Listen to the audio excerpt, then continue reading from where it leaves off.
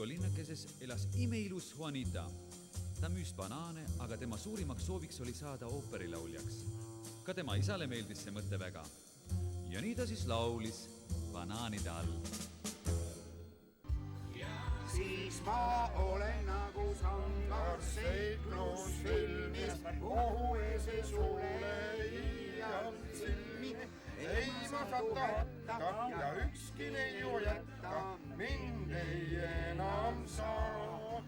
Tarvis tähti taevast alla, Toomas sõidan, igas paigas aina kuulsust võidan. Kas või liigrid paitan ja seegi sind ei aita, kõigist julgem ma.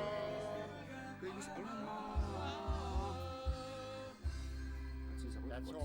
Kui te nüüd seda laulu ilusamaks ei lase, siis mina ei tea, kus ma häbi pärast oma silmad peal panen.